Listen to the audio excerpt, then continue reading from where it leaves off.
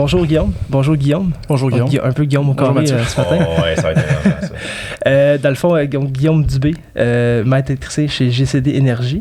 Yes. Donc, maître électricien qu'on soit aujourd'hui pour parler un peu de panneaux électriques, parler d'auto électrique. Je vais te laisser te présenter.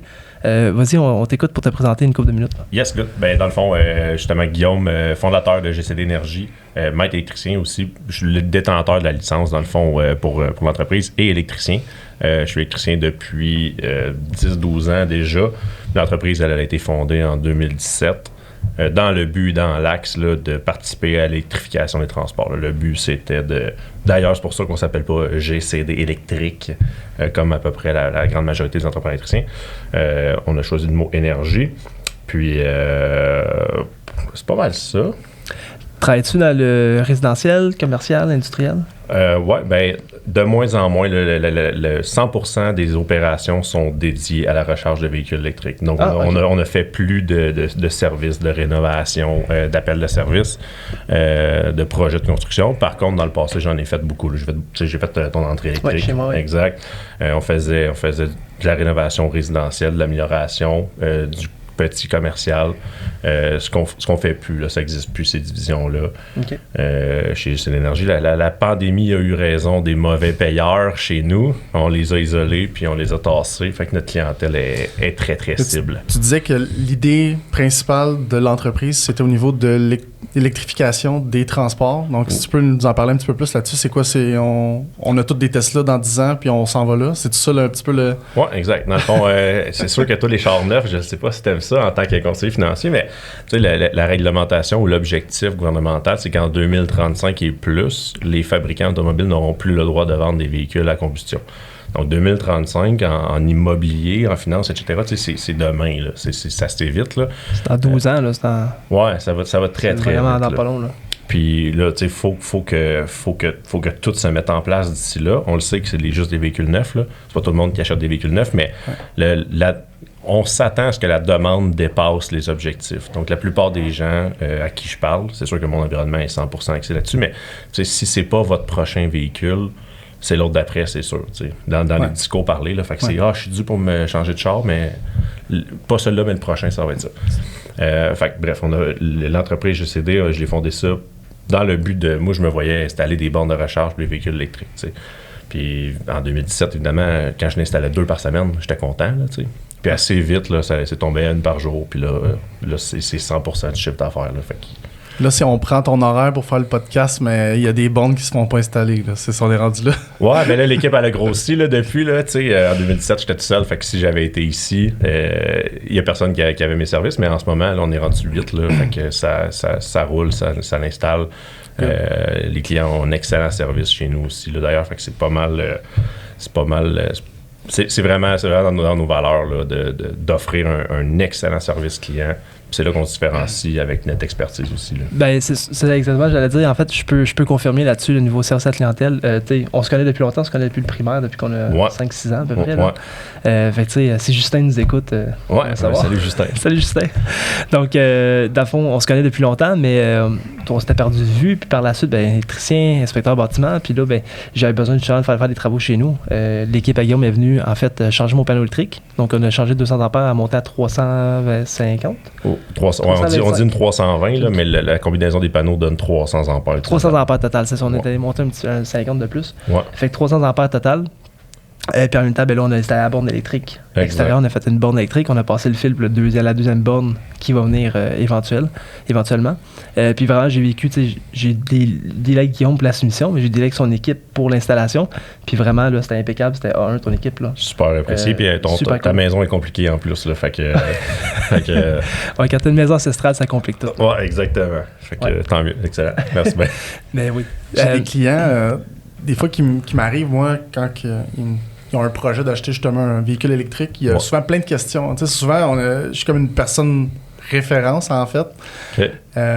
On me dit, tu sais-tu combien que ça va me coûter? Tu sais-tu à qui qui je dois appeler? Tu connais-tu un électricien? Tu sais ça va être quoi les frais? Tu sais c'est quoi une borne? Comment que ça fonctionne? Fait que là, je vais te garrocher à la balle, je pense, rendu là. Ouais, ben oui, excellent. Puis, tu sais, d'un, on est habitué d'y répondre, puis c'est des questions que tout le monde se pose, là. Fait que c'est très légitime, là. Puis, donc, la question que je venais de poser, c'était concernant mes clients qui me posent la question, justement, avec... ils veulent s'acheter une Tesla, par exemple, puis ils se demandent vraiment...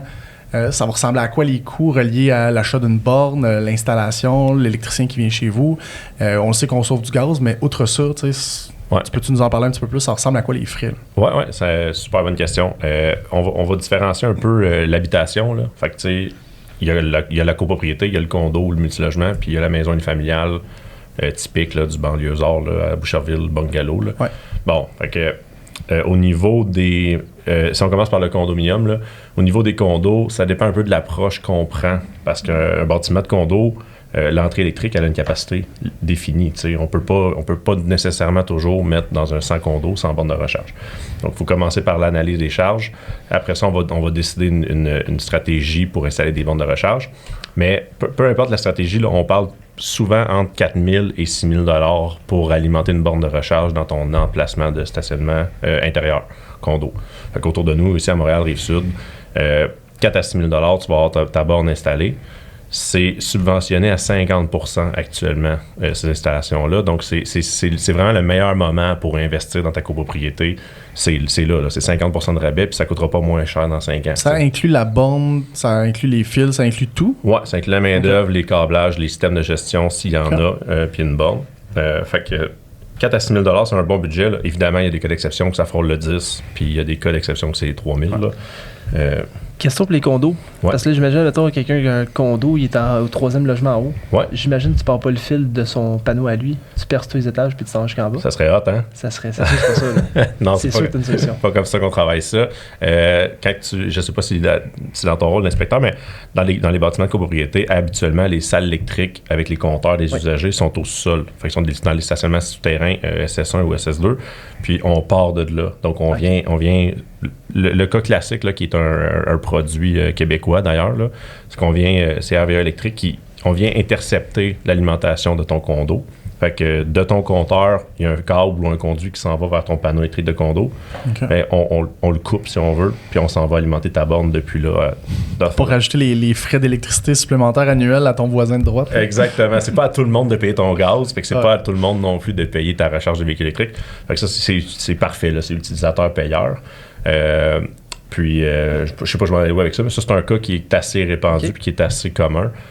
Sinon, il y a des systèmes intelligents. Exemple que ça, c'est pas possible parce que tu es dans un penthouse puis ton compteur électrique il est au toit avec toi, là, ou dans une salle électrique au toit, ce qui arrive souvent dans des gros bâtiments. Ben là, on repart une nouvelle distribution avec des bornes intelligentes, puis c'est la même chose. Tu ouvres ton application, puis ton compte, Guillaume, tu vas payer ta recharge à ton emplacement. C'est ta borne à toi, tout le kit, elle appartient à ton stationnement. Ton stationnement qui valait 60 000 $ aujourd'hui en vaut 70 000 parce qu'il est électrifié. Puis il y a une borne. Chaque fois que tu branches de ton application, ça paye la recharge. Puis ton syndicat, lui, il va recevoir une fois par mois tous tes paiements. Il va pogner cet argent-là, puis il va payer son compte au Québec. Ça, c'est ça. C'est dans les exemples, en fait, que tu es dans un penthouse, puis tu n'as pas le courant qui se rend jusque dans le sous-sol pour les relier, en fait. Fait que là, tu as l'application que tu utilises. Exact, c'est ça. Ton compteur Hydro-Québec que tu as chez vous sur ton bungalow, là, dans un cas comme ça, il serait soit dans une salle électrique inaccessible ou trop complexe. Fait c'est un autre horizon d'approche. Les budgets d'installation sont un peu plus élevés, souvent. Mais ballpark, là, c'est un bon environ là, de 4 à 6 000. Là. 4 à 6 000. Subventionné. À 50%. J'imagine, puis au niveau des bornes électriques, as-tu un minimum d'ampérage nécessaire pour une auto électrique? Bonne question. Tu n'as pas de minimum d'ampérage. Avec des produits de gestion, tu n'as pas besoin de tout ça. Côté alimentation de la borne, là, on est capable de donner ça. Puis, mettons, au niveau de ton usage. Donc, on est 3 personnes différentes. Moi, je fais 200 km par jour en moyenne. Toi, tu es inspecteur, tu en fais vraiment beaucoup. Puis toi, tu fais peut-être 30 km par jour. Fait que la capacité de ta borne, à toi, tes besoins ne sont pas les mêmes que les miens, puis encore moins que les tiens. Fait que toi, la journée que tu vas avoir ton pick-up électrique pour faire des inspections à Drummondville, tu vas avoir besoin d'une borne de 48 ampères et plus pour faire ta recharge durant la nuit. T'sais. Est-ce que le modèle de véhicule va venir affecter aussi? Exemple, une Tesla qui est Un petit auto comparé à, mettons, un Ford Lightning, grosse batterie, full equip. 100%. La même réflexion s'applique qu'à nos véhicules à essence. C'est sûr que ton Honda Civic consomme beaucoup moins d'essence que ton F-150, mais c'est la même chose. Ta Tesla Model 3 est vraiment, vraiment plus efficace, donc consomme moins que nos pick-up électriques. OK. Fait que c'est la même chose. Là, la réflexion est la même. Puis toi, dans le fond, tu fais tout ce calcul-là avec le client. Mettons, le client dit, je vais m'acheter un Ford Laria full equip, grosse batterie. Ouais, mais tu vas faire le calcul, tu vas dire, OK, faut aller dans telle borne. Mais tes recommandations sont ça. Faux, parce que ça dépend de ses besoins. OK. Fait que je peux vouloir un gros pick-up, mais juste faire 30 km par jour. OK. Fait que t'as pas besoin d'une grosse borne parce que t'as un gros pick-up, t'as besoin d'une grosse borne parce que tu fais beaucoup de route. OK, c'est bon. Que c'est vraiment là qu'il faut comprendre le client, il faut comprendre ses besoins, puis après ça, il faut lui faire des recommandations de produits et non y aller avec le bon on veut la plus grosse chose possible parce que ça existe. Ouais. Je trouvais intéressant que tu nous expliques ça de cette façon-là, parce que je pense que tout le monde qui est venu au podcast ont la même vision que nous par rapport à ça, ou par rapport au conseil, qui ne sait pas de venir proposer un produit au client, c'est de savoir le pourquoi du pourquoi du pourquoi. Ouais, exact. Je veux ça, pourquoi? Je dois faire ça, pourquoi? Comment tu vas le faire, pourquoi? On veut savoir tout pour être capable de bien le conseiller le client. Puis c'est là que tu es capable de justement faire de l'optimisation puis d'améliorer sa situation, que ce soit financièrement, au niveau des inspections, au niveau de l'électricité, au niveau de où est-ce qu'il se voit dans 5 ans. S'il veut changer de véhicule, puis qu'il t'explique qu'est-ce qu'il y en est, justement comme s'il y a une Tesla, mais il s'en va peut-être vers un pick-up dans 5 ans. Exact. On n'est pas là. Il faut que tu sois capable de regarder le panneau, il faut que tu sois capable d'avoir une situation claire de où est-ce qu'il s'en va, le client. Toujours dans ce qui est possible et disponible avec ces installations électriques, avec ces infrastructures. En parler de ça, justement, ça me fait penser parce que j'en fais de l'inspection de bâtiments, surtout des maisons des années 70, 80, même des années 60. Les panneaux sont pleins à côté déjà. Ouais. Il y a un 150 ampères ou 200 ampères, mais il est à côté. Ouais, c'est un autre concept intéressant, ça. Mettons qu'on rouvre la discussion des maisons unifamiliales, là, tu sais.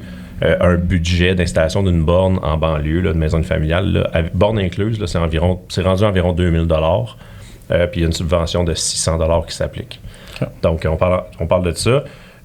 Au niveau du fameux panneau électrique qui est plein, il faut comprendre que le panneau en soi, physiquement, là, il peut être plein de disjoncteurs, mais la charge électrique, la consommation de la maison, elle n'est pas représentée par la quantité de disjoncteurs.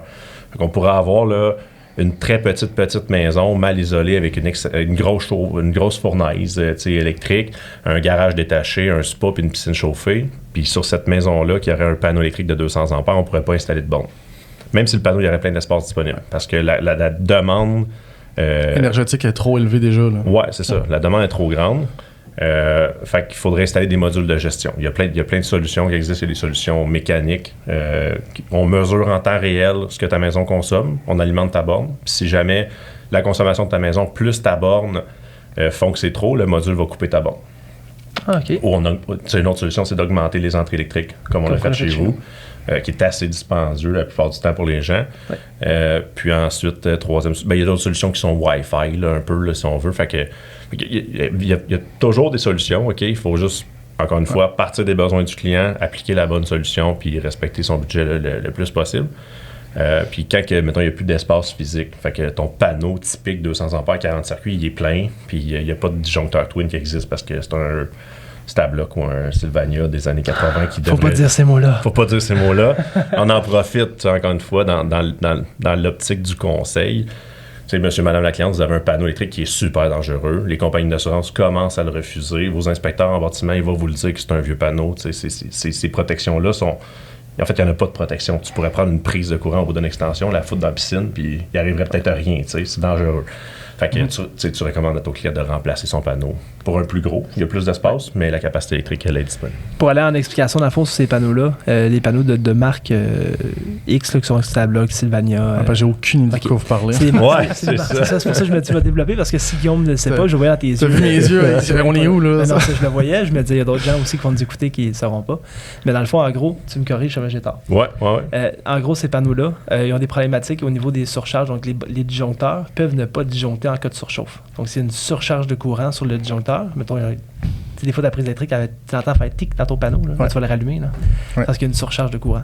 Mais je pense que c'est 33% ou 35% de ces disjoncteurs-là ne coupent pas en cas de surcharge. Fait ça, c'est un problème de l'entreprise ou c'est juste parce qu'ils sont vieux? C'est des problèmes de conception à l'origine. Ils n'ont jamais été super... c'est pas comme un véhicule, là, ils n'ont pas dit ramenez-nous vos panneaux puis un peu de rappel là-dessus. Là. Non, dans le cas d'une des deux marques, ils ont juste fermé, genre en 1990 ou plus. Puis, je pense que c'est en début 2000 qu'ils ont trouvé le problème. Là. Ouais. C'est des panneaux qui étaient des années 70, je pense. Là, ouais, plus 80. Ou moins, ouais. 80. Ouais. Fait que, ouais. Okay. Fait que c'est ça. Fait que c'est des panneaux qui sont à problème. Ouais. C'est recommandé d'échanger. Puis là, ben, c'est ça. Fait que c'est ces panneaux-là. Genre, les twins, c'est que tu peux. Dans le fond, les twins, tu vas dire, explique-le. Ouais, ben dans le fond, les disjoncteurs twins, c'est qu'avec un espace simple, avec un seul et unique disjoncteur qui alimente, exemple, une série de prises dans le salon, tu peux le remplacer par un double, qu'il y a 2 boutons sur le même emplacement. Fait que physiquement, si on veut, c'est qu'on peut prendre 10 disjoncteurs puis shrinker ça en 5, tu sais. Puis on peut alimenter plus de circuits parce qu'on libère de l'espace physique pour venir mettre un nouveau disjoncteur qui, lui, va alimenter une borne de recharge. Je pense que ça se fait juste sur le 120. Ça se fait pas sur le 240. Non, il existe des... c'est le regroupement de twins, mais ça existe des quads. Là. OK, ça, OK. Ouais, il y a les nouveaux panneaux de nouvelle génération sur des circuits conventionnels là, qui sont pas anti-arc. Là. On peut faire des beaux miracles. Là. On peut faire des... Okay. Il y a des beaux produits. Là. OK. Ça va, Guillaume? Voilà, je suis là. J'ai des PTSD de ma science de secondaire 4, là, mais je vois les circuits dans ma tête, je suis comme, oh my god. Okay. J'aime mieux les marchés boursiers. Hein, je suis pas un fan, pour vrai, mais j'adore le fait que tu as la même vision que nous par rapport à les conseils qu'on vient de donner. T'sais, on vient pas juste... Écoute, moi, c'est ça que je charge, c'est ça que je coûte. Non, il y a une écoute du client, c'est quoi tes objectifs, puis tu vas au-delà de ça. Je pense que probablement c'est pour cette raison-là que tu es ici aujourd'hui. C'est qu'on a un peu la même vision. Fait que le cercle de référencement qu'on est en train de créer, on veut offrir ce même service-là pour nos clients. T'sais, on veut vraiment être à l'écoute puis leur proposer des choses. Puis ça venait me faire penser, je voulais te poser la question. On l'a effleuré un petit peu tantôt, mais pourquoi électricien? Tu sais, quand tu as commencé ta jeune vie d'adulte, là, qu'est-ce qui a fait le switch? Tu as parlé de conception de l'entreprise en 2017. Ouais. Mais pourquoi électricien? Qu'est-ce qui a fait? Ben, en 2017, j'étais plus vieux. Là. On était sorti de l'école depuis un bout. Là. Puis là, tu me dis qu'il faut être franc. Fait que, tu sais, moi, mon père, dans le fond, il est plombier. Ouais. Moi, j'ai toujours été manuel. Là. J'étais ticu, puis je gossais des chaises, je réparais mon vélo, puis j'aimais vraiment ça, jouer dehors. Puis, fait que c'était sûr que je m'en allais dans la construction. Puis l'école, on passera. Là, c'est sûr, c'est pas pour moi. Là. La plupart des photos de mon DEP, je suis dans mon coton ouetté, puis je dors, puis je bave sur la table. Là, fait que je suis vraiment pas le candidat académique. Mais ça enlève rien. Ceci dit, mon père était plombier, puis moi, je l'ai tout le temps vu comme jouer dans la marde, faire de la rénovation, de la réparation. Puis je vois une crotte de chien chaude sur le bord du chemin, puis le cœur me lève. Là. Fait que c'était sûr que ça, c'était pas pour moi. J'adore l'image. Il jouait dans la marde. À vous, hein? Fait que là, tu commences à chercher des métiers propres un peu, qui sont intéressants et recherchés. Puis je m'en vais vers l'électricité, là, tu sais, ça allait de soi pour toi de plus propre d'aller dans la construction, mais de quelque chose qui t'intéressait. Puis... Exact, c'est ça. Ça reste vraiment plus physique qu'on peut penser. Surtout, mettons, ce qu'on fait, là, des rétrofits de condos, puis tout, là, ça prend des je vais pas dire des hommes, là, parce que ça prend des femmes aussi, là, mais c'est exigeant physiquement comme métier. Contrairement à peut-être, puis là, je veux pas dire n'importe quoi, mais un technicien d'alarme. Conseiller en sécurité financière. Ouais, exact, disons ça comme ça. Probablement, ouais. Fait que t'as la chance de jouer avec des outils, des beaux outils, travailler physiquement. Ton cerveau aussi travaille assez fort à faire des analyses, des calculs, conseiller client. Fait que c'est pour ça que j'ai abouti en électricité. Puis où est-ce que tu te vois dans 5 ans, dans 10 ans, dans 15 ans? Pour l'entreprise que tu as expliqué qu'il y a eu une croissance, elle a grandi, tu étais seul. Là, on est rendu 8. Ouais. On est où dans 20 ans, peut-être? Là? Avant la retraite, là. Wow, ben là, 20 ans, le marché des véhicules électriques sera plus un marché, en fait. Ça va être une norme, là. Ouais, c'est une finalité. Est-ce qu'on va être multi-service, tu sais? Évidemment, là, tu sais, on aime l'efficacité énergétique. Toute ma gang aime ça, aime l'immobilier. Fait que c'est sûr et certain que ça va être soit multiservice avec un volet énergie renouvelable, peut-être des panneaux solaires. Ça, on a déjà parlé en plus pour chez vous. Nous, fait que c'est sûr qu'on va soit être multiservice, quelque chose comme ça, panneaux énergie renouvelable, climatisation. On parlait un peu de compagnies de vendeurs. Là, c'est un marché qui n'est pas épargné là, par les cogneux de porte puis des machines un peu moins top. Là. Fait que toujours avec l'axe du service client, du conseil, puis de dire, monsieur, madame, vous avez 5 000 à investir, faites-nous confiance, puis on va mettre la bonne affaire. Prenez pas le ou la personne qui cogne à votre porte et qui vous vend une compagnie qui n'a pas de collant dessus, là, qui ne sera pas entretenable. Je pars à Québec avec ta réponse, là, mais on risque d'être multiservice. Là, on vient de partir d'une boutique en ligne, encore une fois axée sur le service. Fait que le but, c'est que tu t'en vas sur notre page web, tu pognes le numéro de téléphone, puis tu nous poses des questions. T'sais, on est là pour toi. Tu vois les produits, tu vois les services. Puis... Exact. Fait que notre borne s'installe à l'extérieur. Je n'ai besoin d'une autre au chalet. Fait qu'on est très axé service. Probablement que dans 20 ans, on va avoir plusieurs branches à l'entreprise. Des bornes électriques, là. Parce que là, c'est nouveau les bornes. Fait qu'il n'y a pas vraiment de problème. Mais ça brise-tu? Ben oui, ça brise. Ça brise. Quand c'est pas ton déneigeur qui part avec ton cordon dans sa souffleuse. Ça oui, j'ai pas pensé. Ah oui, ok. Oui, t'as fait une publication là-dessus d'ailleurs. Ouais, probablement. Oui, je l'ai vu, ta publication. T'as fait une publication qui disait que justement de rouler vos cordons. En fait, je pense qu'il y avait 5 ou 6 étapes de comment entretenir ta borne. Puis une là-dedans que j'ai ri parce que genre, il y a des petits palettes de déneigeur qui allait partir avec le fil. Là. Ouais. J'ai dit, je vois ma femme qui laissait le fil traîner à terre dans l'entrée. Ouais, c'est ça. Puis tu n'as pas de contrôle sur ton gars de déneigement, ni même sur ta souffleuse. Des fois, j'ai des clients qui passent dessus eux-mêmes. Là. Ça se remplace. D'ailleurs, ça se remplace.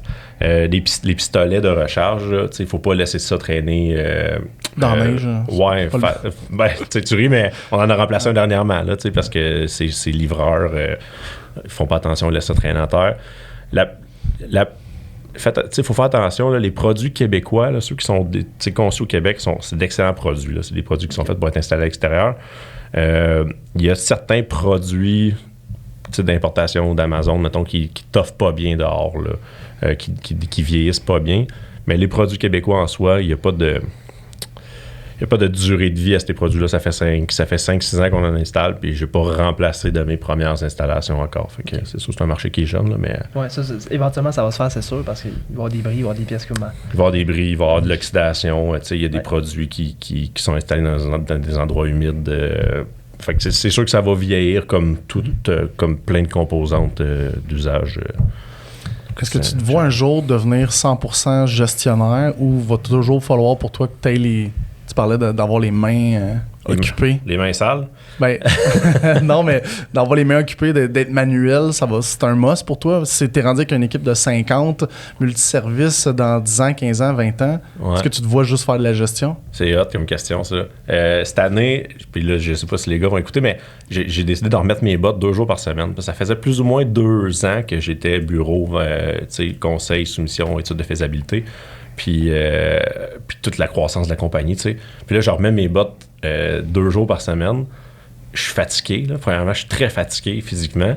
Fait que mon idéal, là, c'est plus comme j'ai un directeur général, là, puis lui, il gère la business. Puis moi, je peux m'amuser avec mes gars sur le terrain, puis, tu sais, faire les calls de service. Là. Ça, c'est comme mon dream, là.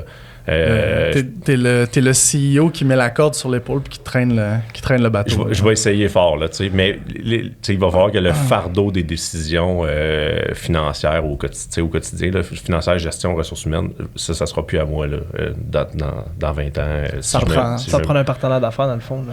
Ça va prendre un partenaire d'affaires ou un bon directeur général. Là. Il peut rester salarié ou il peut être partenaire, mais c'est sûr qu'il va falloir que tu aies de l'aide qu'on me libère là-dessus. Ouais, parce que c'est important pour toi d'avoir les mains occupées. Puis Est-ce que tu es un gars de projet?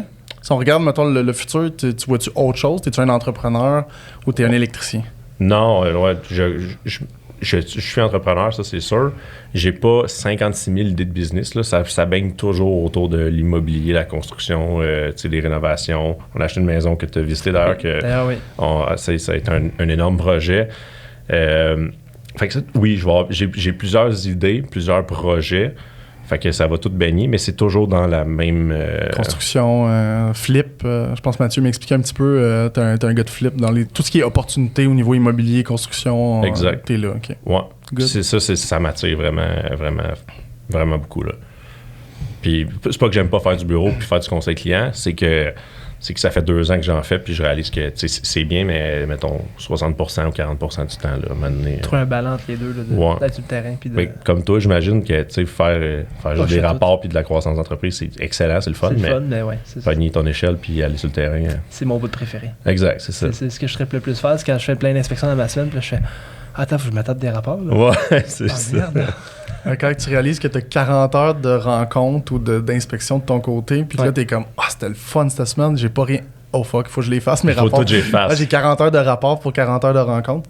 C'est un petit peu la même chose de mon côté. Le soir, si j'ai fini à 9h, ben ma conjointe, je sais pas si elle écoute les podcasts, mais elle sait que finalement je me couche à minuit. Il y a 3 heures de paperasse à remplir. Fait que je comprends un peu ton spot. De trouver un équilibre, là. T'es bon d'avoir mis ça cette année. Ben, on en parlait un peu avec les outils, là.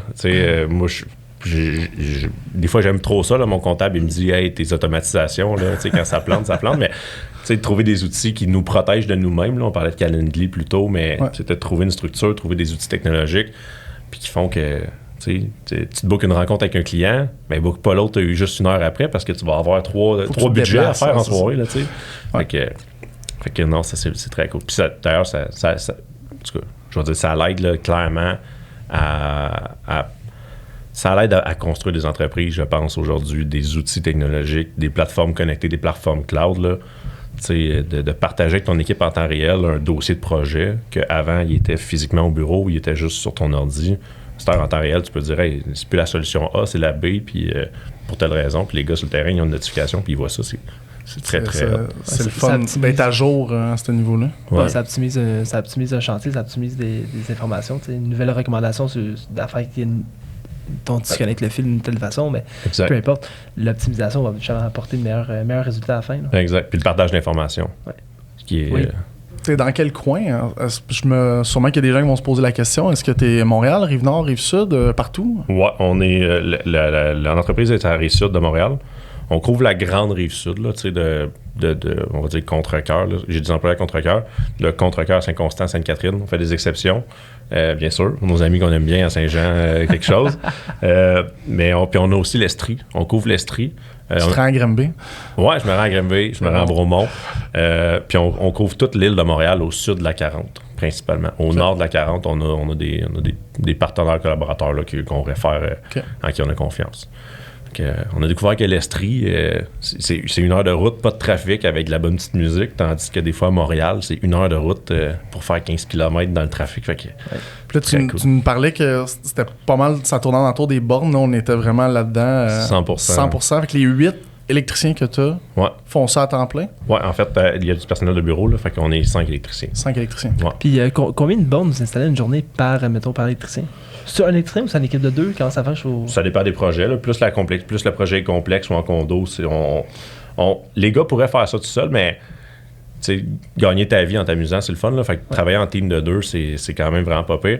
Fait qu'une équipe peut installer 1 à 2 bornes condo. Fait que 2 gars peuvent installer 1 à 2 bornes condo par jour. Puis tes bornes résidentielles, c'est de 3 à 4 là, facile par camion de service. Là. Fait que, il y a vraiment une différence entre la complexité. Là.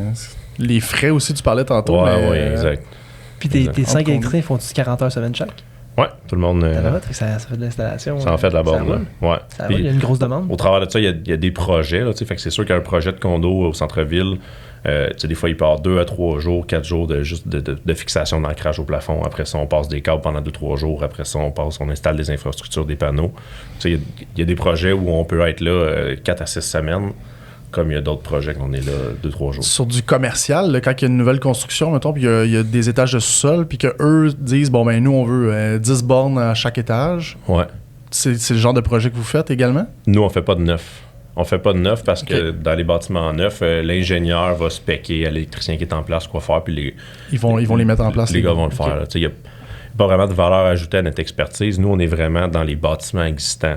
Donc, la complexité d'un bâtiment existant à électrifier, c'est vraiment là qu'on développe notre expertise autant un peu comme des rénovations. Rénovation d'une maison, c'est bien plus compliqué que bâtir du neuf. Là. Quand tu arraches puis tu figures à ce que tu as, exact. c'est pas plus compliqué. Il faut que tu composes avec l'existant, puis il faut que tu trouves des trucs, puis il faut que tu, en respectant les normes, puis toujours en recommandant bien ton client, en voyant en 2035, qu'est-ce qui va arriver avec ton bâtiment, tu sais. Je peux t'installer. La solution qu'on peut t'installer aujourd'hui à moindre prix n'est peut-être pas la solution pour la communauté. Tu sais, vous êtes 5 copropriétaires, fait que on essaie de s'arranger pour que le 100e aussi puisse se brancher. Est-ce que tu cherches des électriciens en ce moment? Est-ce que tu es toujours en croissance? Oui. S'il y a des gens qui disent, bon, ben écoute, moi, ça m'intéresserait peut-être de faire ça. Je suis électricien. Oui, ça, c'est sûr que oui. Électricien apprenti avec beaucoup d'autonomie, d'intérêt. C'est sûr qu'on est toujours à la recherche. Puis, c'est ce que je réalise dernièrement avec ma gang, c'est que la croissance de l'entreprise fait que ceux qui ça fait 4-5 ans qui installent, qui sont avec moi depuis le début, bien là, ils veulent prendre de la place de bureau, sont rendus bons pour conseiller les clients. Fait que le département des ventes va grossir parce qu'eux vont juste déménager. On va monter, puis... Exact. Fait que ça prend des gars sur le terrain pour continuer à installer puis à croître. OK. Y a-tu des choses que tu voulais qu'on discute par rapport à ce que tu fais en tant que personne, en tant que professionnel? Y a-tu des choses aujourd'hui que tu voulais... Ben moi, je peux répondre aux questions à Matt, si t'en as. J'en avais une coupe, c'est sûr, c'est pas sur les bords. Financièrement parlant, si t'en as, toi, go. J'en ai une coupe. Ouais. Ben, tu sais, dans le fond, c'est sûr que je voulais surtout, une chose, je voulais parler avec tes maîtres électriciens, même si tu ne travailles plus dans les rénovations de maison. Ouais. Le filage d'aluminium. Ouais. Le filage d'aluminium, c'est sûr qu'en inspection, quand on le voit, on recommande une expertise par un électricien, par un maître électricien, pour être sûr que l'installation elle est conforme et sécuritaire. Puis si elle ne l'est pas, ben la rendre sécuritaire. Ouais. Fait que, c'est quoi le problème de l'aluminium? Pourquoi est-ce que l'aluminium, ça fait peur au monde?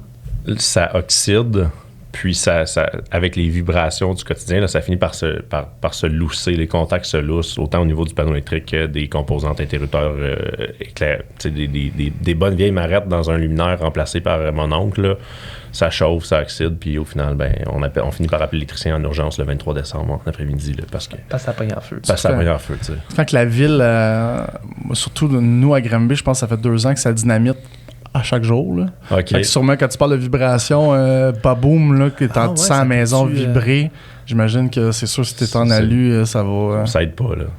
Non, oui, OK, ouais, j'avais pas pensé à ça, mais oui, c'est vrai. Quand tu as des développements de nouveaux quartiers, puis ils défrichent, puis ils creusent, là... Ouais. Baboum, ça fait 2 ans. Là, nous autres, dans notre coin, là, on est comme OK. Une chance, la maison est faite solide, mais fait que ça serait une problématique. Là, tout ce qui est vibration, l'oxydation des fils. Ouais. Parce qu'on entend souvent, justement, j'ai des clients, ben là, il y a ça dans le panneau, je sais pas trop qu'est-ce qu'il y en est. Moi, je garoche ça dans la cour à Mathieu parce que où est-ce qu'on est avec ça. Puis c'est le fun parce qu'on a un courtier en assurance de dommages des particuliers tantôt qui va venir. Là, on va pouvoir regarder, bon, mais c'est quoi l'impact au niveau des assureurs? Tu sais, c'est quoi le stress pour eux? C'est quoi les frais qu'il y a supplémentaires? En temps d'aujourd'hui, à ma connaissance, il y a des assureurs qui n'assurent plus les maisons et ça a commencé. Là. Ouais. Il y en a quelques-unes qui assurent rien. Là. Hugo va en parler tantôt. Là, j'ai hâte de parler. Ouais. Mais dans le fond, l'aluminium, dans le fond, ce que tu mentionnais, que ça s'oxyde, tout ça, c'est quand tu as un contact aluminium-aluminium. Est-ce que c'est différent quand tu as aluminium à cuivre? C'est pire, aluminium-cuivre. Puis avec l'air, là, ça prend toujours de l'air pour l'oxydation. Là. Fait que ce qui est recommandé quand on intervient là-dessus, c'est de faire des joints dans de la pâte. Il y a de la pâte en oxydation, tu couvres tout ton aluminium, puis là tu peux jumeler puis, avec de la cuivre. Est-ce qu'avec la pâte, c'est conforme à aluminium à cuivre? Ou aluminium à cuivre, ça n'est pas... Ouais, c'est conforme avec les produits. Puis tu sais, même les prises interrupteurs, là, souvent c'est vraiment méconnu, mais la prise que tu vas acheter chez Rona, tu sais, elle n'est pas faite, elle, pour prendre l'aluminium directement. Ça prend la prise qui est écrite ALCU. Là. Exactement, okay. C'est ça. Même chose au panneau électrique? Même chose au panneau électrique. Les disjoncteurs de marques récentes sont généralement compatibles aluminium-cuivre. Ouais, voilà, exact. Okay. Puis, ce qu'on fait là, chronologiquement, ou ce que moi je fais, en tout cas, ce que je recommande, là, c'est souvent l'inspecteur passe, après ça, ils disent de passer un maître électricien. La Corporation des maîtres électriciens a émis des rapports d'inspection visuelle. Quand on passe, on inspecte les prises de courant, les interrupteurs, les panneaux électriques, on fait un rapport. Si tout est conforme, ben là, c'est sûr que rendu au niveau des assurances, les assurances qui bloquent puis qui veulent, même avec un rapport, ils veulent pas assurer ta maison. Okay. Moi, tu sais, ça se fait des remplacements là, de 100% de ton aluminium, faire du cuivre. Mais tu sais, il faut que tu fiches, il faut que tu fasses des trous. C'est vraiment pas une catastrophe, mais c'est vraiment une grosse job. Quand tu fais ça, dans le fond, j'imagine que tu n'enlèves pas le fil qui est dans le mur. Tu te déconnectes au panneau, tu te déconnectes aux prises, puis tu passes un nouveau fil à côté, puis tu laisses-tu le fil dans le mur, le fil d'aluminium? Ben, souvent, on s'en sert pour tirer le nouveau. Okay. Le nouveau en cuivre, fait que tu t'attaches sur le vieux, tu tires sur le puis quand il y a des crampes, là, qui le retient. Tu sais plus fort. C'est plus fort. Non, des fois, ça passe pas. Là. C'est pour ça que ça prend... La finalité de ça, c'est souvent qu'il y a des trous à peu près à chaque sortie électrique. Fait que ta prise de courant, tu vas avoir un trou au plafond puis tu vas avoir un trou au mur pour ficher un fil. Fait que t'habites dans un fromage suisse là, une fois qu'on est passé. Fait que faites ça... J'adore l'image. Faites ça en même temps que votre rénovation complète de rez-de-chaussée, là, peinture, cuisine, etc. C'est mes recommandations. C'est le temps de le faire. Après ça, t'appelles le plâtrier après ça. Puis, t'es déjà dedans souvent. Fait que moi, c'est vraiment ça que je recommande là, pour maximiser un peu ton investissement. Ça va coûter 15 000 à faire ton électricité au rez-de-chaussée. Fais les dons pendant que tu 15 000, on s'entend, c'est l'exemple. C'est juste l'électricité. Ça peut être 10, ça peut être 20, ça peut varier. Là. Ouais, exact. Oui, c'est un budget. Parfait, je vais appeler Guillaume, ça coûte 15 000. Exact, Guillaume va nous faire ça pour 15 000 fait que, non, effectivement. 4 étages, 6 000 pieds carrés, superficie habitable, let's go. Non, exact, c'est ça. Puis c'est les dégâts collatéraux qui sont souvent catastrophiques. Là. Ouais, ok, ça, t'as pas vraiment le choix. Exact. Ok. Puis au niveau des panneaux électriques, les vieux, admettons un panneau électrique, est-ce que tu en fais des remplacements de panneaux? Oui, mais encore une fois, l'axe principal de notre clientèle est borne. Fait que si tu nous appelles pour une borne puis ton panneau est à remplacer, on va le faire. Si tu nous appelles pour un panneau, on est très transparent avec les clients. Là. On les avise que nos délais sont très longs, qu'on peut les mettre sur une liste d'attente. Puis si on a des cancellations ou des choses comme ça, on va les glisser, là, mais c'est des cas d'exception. Là. C'est vraiment des plans B. Là. C'est pas, puis un changement de panneau, on parle de combien à peu près? Ouais, mettons 200 ampères à 200 ampères. Tu fais que dépluguer, tu refais un nouveau panneau, tu replugues. Ouais, 200 ampères, 200 ampères, c'est environ 2000 en date d'aujourd'hui. OK, plus ou moins. Ouais, plus ou moins. Puis on est à 2500 environ pour une 100 ampères pour augmenter en 200 ampères. OK, changer de 100 à 200. Changer de 100 à 200. De 100 à 200, est-ce qu'il faut que tu changes ton fil, comme tu as fait chez moi? Ouais, exactement. Faut que tu changes le fil jusqu'à dehors. Faut que tu changes tous les conduits, l'embase de compteur, là, ce qui tient ton compteur Hydro-Québec avec le mât électrique, c'est à remplacer. OK. Fait que oui, c'est ça, la complexité d'une augmentation de 100 à 200 ampères. OK, c'est bon. Fait que puis, quand tu plugues une borne électrique, ça arrive-tu des fois que tu fais, mettons, je sais pas, mais il y a 40 ampères maximum qui pourraient rentrer dans la maison, mais le client voudrait une 60. Ben oui, toujours. Là, tu te dis, écoute, oui, on peut faire une 60, mais il faut changer de panneau. Y a-tu du monde qui font, laisse faire, ou le monde, ils disent, regarde, go, vas-y, puis fais-les. Oui, dans le fond, si tu as un 200 ampères, puis que la capacité n'est pas disponible pour ta grosse borne, là, qui serait de 48 ampères, on va te recommander d'étudier tes besoins, là, pourquoi tu veux la grosse borne. Si tu n'en as pas besoin, comme dirait Pierre-Yves McSween, passe à d'autres choses. En as-tu vraiment besoin, c'est ça qu'il dirait. Deuxième solution, budget-wise, là, ça va être d'installer un contrôleur de charge. Okay, ça va être plus logique de faire ça. Ouais, c'est beaucoup moins dispendieux. Puis troisième solution, c'est d'augmenter la capacité d'entrée électrique, mais puis encore une fois, une façon budgétaire, là, de 200 ampères à soit une 320 ou une 400, c'est 5 000 et plus. Il n'y a rien qui se fait, il n'y a pas de miracle qui se fait en bas de ça. Là. C'est beaucoup d'investissement. Là. J'ai une question financière qui sort de la boîte un peu pour toi. Fais-moi pas faire des maths, là. Non. Mais moi, ce que j'aime beaucoup faire, en fait, dans mon rôle de conseiller en sécurité financière, c'est au niveau corpo. L'idée, c'est de prendre un entrepreneur puis de regarder, voir sa situation financière, elle ressemble à quoi et où est-ce qu'il s'en va avec ça, jusqu'à la succession ou à la vente de l'entreprise. Ouais. Fait que je voulais savoir avec toi, rapidement, as-tu une idée de où est-ce que tu te situes là-dedans, ton organigramme d'entreprise, au niveau de ta planification, comment ça a été mis en place, comment tu as géré ça de ton côté? Très bonne question. Avec la croissance qu'on a eue dans les 3 dernières années, là, on n'arrivait pas à être profitable, si on veut. C'est sûr que quand tu augmentes un camion, des effectifs à chaque année, mais bref, tout ça pour dire que la croissance est vraiment bonne dans le domaine où on est. Là, on est dans le domaine que les installations sont subventionnées, la demande est croissante, l'entreprise est profitable, évidemment. C'était quoi la question?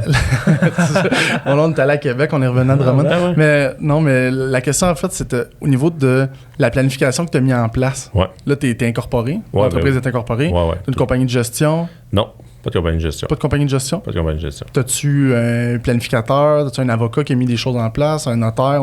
Ouais, un comptable, avocat. Comptable, avocat. Planificateur financier. Planificateur qui a mis les choses en place. Et est-ce que tu es 100% actionnaire en ce moment de l'entreprise? 100%? Oui, exact. Écoute, ça serait intéressant de voir justement les choses qui ont été mises en place, le pourquoi ils ont été mis en place. Ouais. Puis si jamais ça t'intéresse de revenir sur le podcast, j'aimerais ça. Faire venir plusieurs entrepreneurs puis regarder justement c'est quoi les stratégies qu'eux ont mis en place par rapport à l'entreprise. Pourquoi il y a une compagnie de gestion, pourquoi il n'y en a pas. Ouais. Où est-ce qu'on pourrait aller avec ça? Je pense que ça pourrait être intéressant. Ouais, ça fait souvent partie de la planification future. Là, ouais. Dernière chose, j'aimerais parler avant qu'on termine. Vas-y. T'as fait un rallye? Oui. Genre, tu m'en parles d'une petite minute, le rallye. C'était quoi? C'était où t'as fait ça? Dans le fond, on a participé écoute, je vais le dire, mais je suis pas sûr, mais c'est le premier rallye électrique au monde. Okay? Fait que le rallye, il a été organisé par Stéphane Pascalon. Son objectif, c'était de parcourir 4000 km en 5 jours pour démontrer aux gens et à l'ensemble de la communauté que c'est possible de faire des longues distances en véhicule électrique. De pas tout le temps charger après être allé au Costco. Là. Ouais, coincé une borne. Retourner à la maison. Fait qu'on avait des défis tout au long du rallye, mais tout ça pour dire qu'on est parti d'Halifax puis on a fini à Ottawa. On avait 4 nuits, 5 jours pour faire ça avec des défis à chaque nuit. Exemple, on n'avait pas le droit de se charger dans telle ville. On n'avait pas fait que. Puis le but, là, c'était tracké en temps réel sur leur site web. Puis le but, c'était de démontrer que peu importe le véhicule que tu as, peu importe l'expérience que tu as, tu es capable de te rendre au point B avec un véhicule électrique en 2022. Ça s'est fait. Puis tu sais, il y a des filles qui n'avaient jamais roulé électrique, qui avaient un Chevrolet Bolt. Puis il y a du monde comme moi qui avait un Tesla Model Y. Puis il y a des gars qui roulent en véhicule électrique depuis super longtemps qui avaient un F-150. Là, fait que on a vu un peu tout ce qui était possible de faire puis dangereux de faire. Fait que côté autonomie, là, que c'était très très hot là, de participer à ça. Cool. Ouais. Quand tu dis dangereux, c'est quoi? Parce qu'il flash parce qu'il te reste 5 km puis t'es ça à 10? Il y a une équipe là, que je pense qu'ils sont arrivés à 0% ou à 1% à leur borne de recharge. Il n'y a pas eu de remorquage, par exemple, pendant le rallye. Fait que, tout le monde a réussi à le faire sans remorquage. Ouais, ça s'appelait le Grand Rallye électrique. Wow. Ça se trouve encore sur Facebook.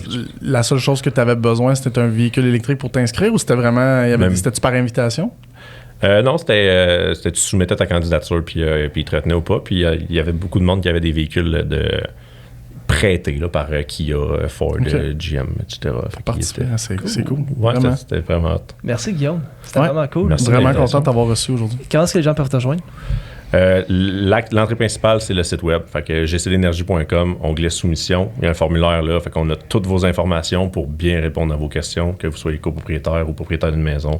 C'est la porte d'entrée idéale. Réseaux sociaux, est-ce que vous en servez? Oui, on travaille fort là-dessus. Facebook. T'es sur TikTok aussi, les vidéos à chaque jour, non? Non, pas encore. Je veux pas que personne me lance de défi là-dessus non plus. Pour l'instant. Fait que Facebook principalement? Principalement Facebook. Instagram ou Twitter? Facebook, Instagram, moi, ça marche ensemble pas mal. Ouais. Mais non, c'est ça. Ça, puis le site web. Super. Good. Merci Guillaume. Merci à vous de l'invitation. Merci Guillaume. Merci.